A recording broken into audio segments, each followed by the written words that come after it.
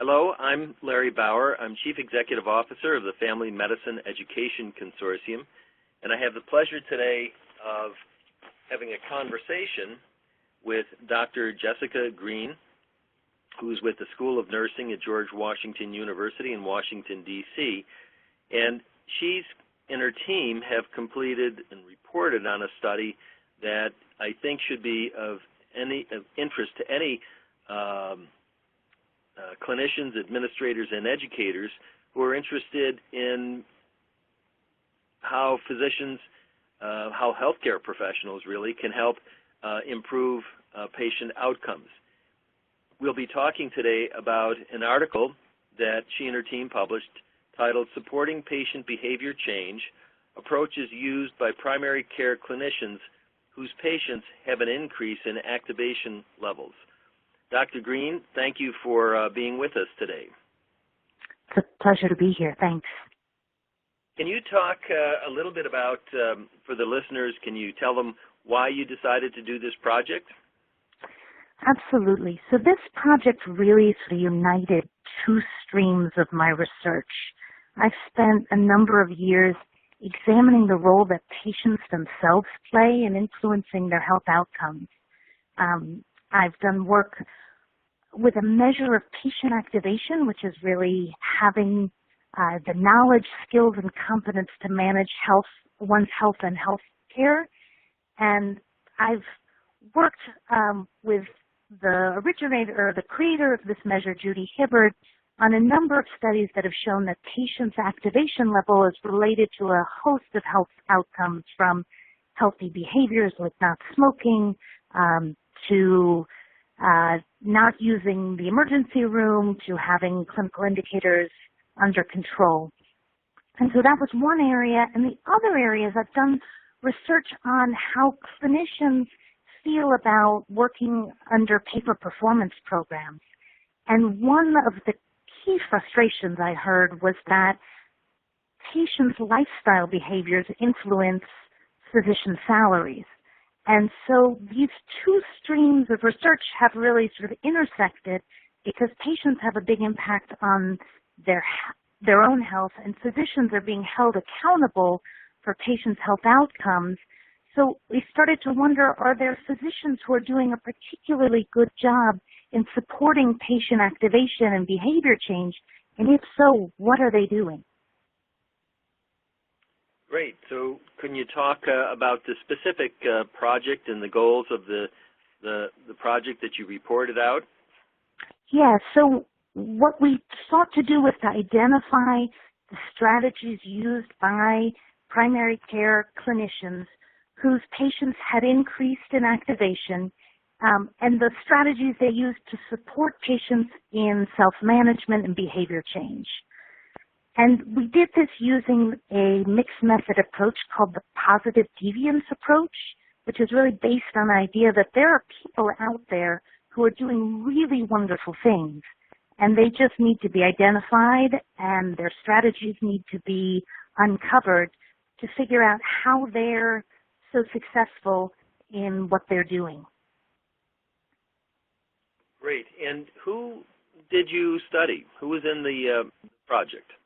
Yeah, so we worked collaboratively with Fairview Health Services, which is a pioneer accountable care organization in Minnesota.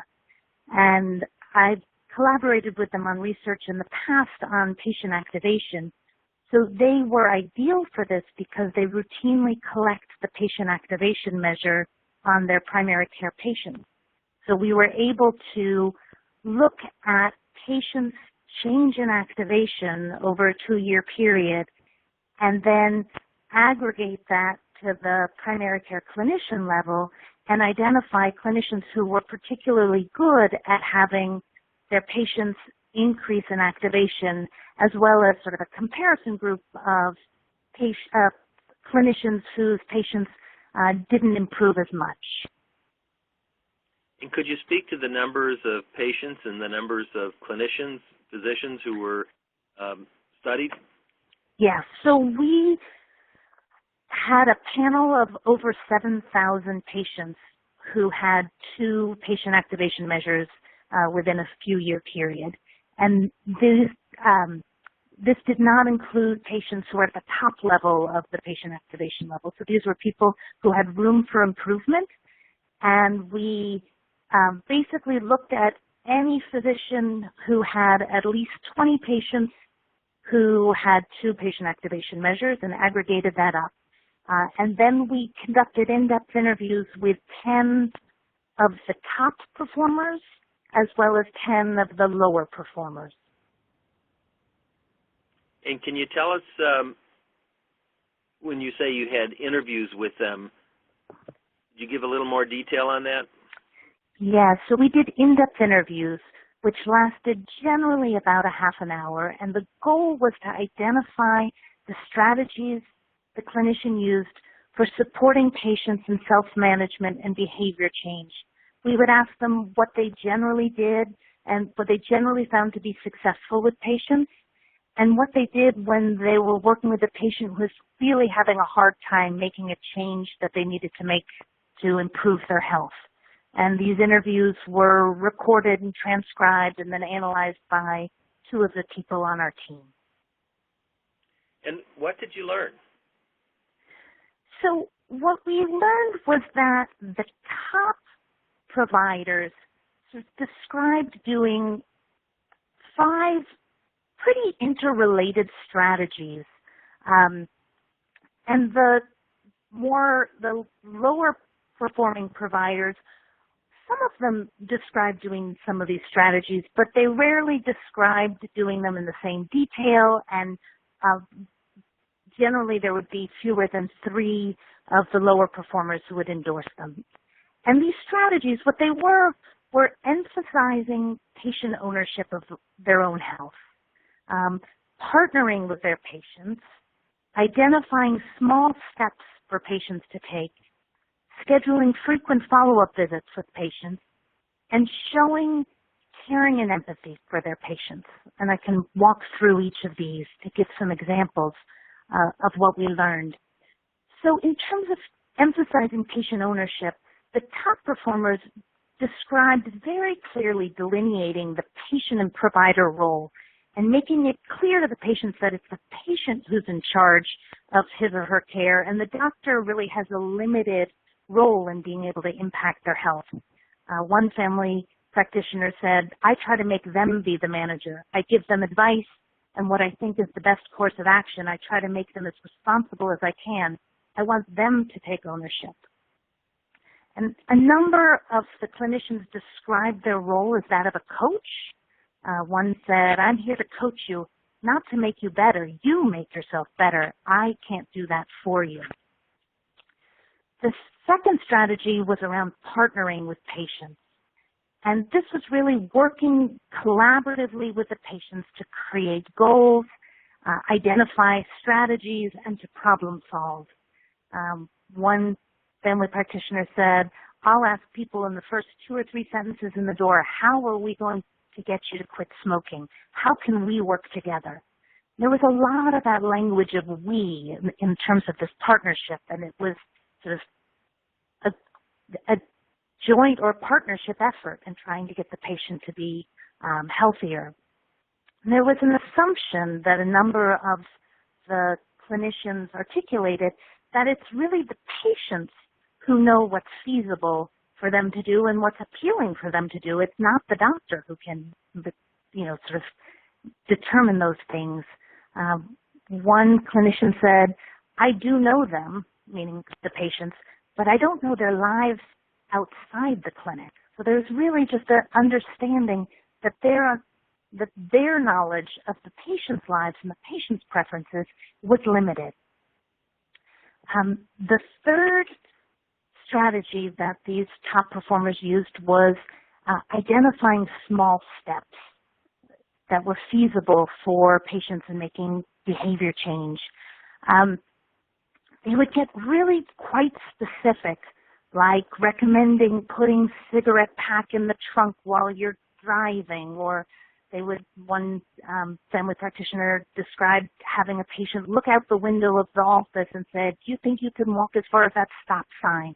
And really sort of coming to very feasible steps. And by doing this, they're the feeling was that they were not going to overwhelm patients, which was really crucial. Many clinicians described patients, wanting to lose a lot of weight but being so overwhelmed that they couldn't start. And so by breaking it down and making something feasible, people could actually take that first step. They also wanted these small steps to set patients up for successes. And so by having successes, patients could take on more and feel that they were making real progress on their goals. The next strategy was having frequent follow-up visits with patients. And this was sort of back to this idea of being the patient's coach, needing to have frequent interactions in order to help support patients in making behavior changes, things like exercising more, quitting smoking. And the role they described in these follow-up visits was to cheerlead when there were successes. One clinician said, when they come in and they've had a success, we celebrate together. I tell them, I'm your biggest cheerleader. And if there aren't successes, the role was very specific around problem solving to try to figure out what steps or goals they could identify that they would be more successful with. One example was a clinician saying, I asked them, why aren't we successful? What's the problem? What are you finding is keeping you or holding you back? And the last area or strategy that we saw was that to show one's caring about to the patient. And one clinician, I think this quote is quite exemplary. He said, most of my patients know I'm very upfront and honest, particularly my female patients. They joke with me and say, not many men can tell me I'm fat and then see me again. I tell them it's because I care about them and I want them to be healthy. So really sort of putting the behavior change in the context of caring seemed to work for quite a number of these clinicians. So those were the key strategies we identified, and we definitely saw variation in them across between the high and low providers. Interestingly, one thing we found that was similar between the high and low providers was that few people described actually having training and background in how to support patients in the self-management. Most folks described using trial and error or trying to tweak it myself in sort of coming to their strategy here, which really suggests there's a niche here in medical training to try to help support folks in these skills and really show them these skills. So could you comment a little bit on the low performers? Beyond what you reported in the article, what was your sense about how they differed from the high performers? What was missing? Yeah. What was it about them? Well, it's interesting. So one of the things that I asked the clinicians when I was doing the interviews was how much of their time were they spending with patients with chronic conditions on coaching and education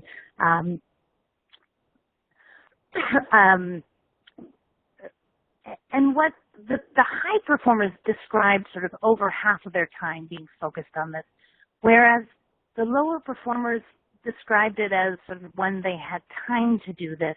They didn't see it as the key part of their job in the way the high performers did. And part of that might be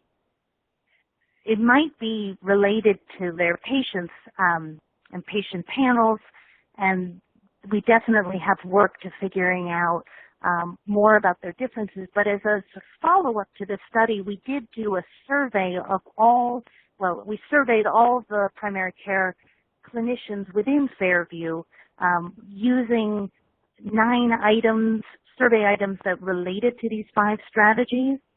And we were able to develop a scale that worked it's psychometrically sound and that we found was related to patient behavior change around smoking, cessation, and weight loss. And again, we saw a lot of variation on this scale, and the only sort of demographic characteristic that we could find related to this, interestingly, was gender. And this kind of supportive behaviors seem to be things that women physicians do more often than male physicians. Interesting. And so we have just a little time left. Where are you going with this? What's in store for the future? Well, we've identified these key strategies, and then the next step was to validate them in a larger sample, which I just made mention of. We have a paper that's coming out soon in a new journal called Healthcare, the Journal of Delivery Science and Innovation, that reports on the findings of our survey. So now there will be a public measure where we've actually shown that physicians are willing, can answer it, and we do see quite a lot of variation, and we have been able to show that it's correlated to having patients who stop smoking and lose weight. The last step, really, of this approach to doing research, called the positive deviance approach, is really to try to do training and test the effectiveness of training on these strategies to see how much improvement it'll yield in patients' self-management and behavior change. And that's what we really hope to be able to do next. And we hope that with these skills, physicians will be more able to improve patients' health and will be less frustrated by strategies like pay for performance that hold physicians accountable for patients' outcomes. So as you speak of providing the training or the coaching for the physicians, I'm wondering if the 5 characteristics that you've identified in the top performers here may not apply to those who would serve as coaches or trainers for physicians to help them to change. Oh, that's interesting. That very well may be the case. Well, in the pay for performance, my frustration with the pay for performance, it's an outsider's way of trying to manipulate the physicians to pay attention to things they want them, the payer wants them to pay attention to. Somewhat unmindful from the context of the situation that the physician and the patient are in. So trying to partner with the docs as opposed to manipulate them to get the outcome that you want might be a fundamental part of a better process. Well, it is funny because the idea is really to try to change physician behavior to then change patient behavior. And so I think you bring up a really good point that if you want to change any behavior, you really need to try to, anyone's behavior, you need to probably really work and partner with them to get their buy-in and their willingness to make those kinds of changes. Right. Well, Dr. Greene, I want to thank you for sharing this with us today and to let the listeners know that the article is in the Annals of Family Medicine. It's volume 14, number 2, March, April of 2016, if you're looking for that. And then we'll also have a link to this along with the recording, this podcast that we're doing this afternoon. And Dr. Greene's email address is listed on there if you'd like to reach her to talk about this study. Dr. Greene, thank you very much. It was a pleasure. Thank you so much.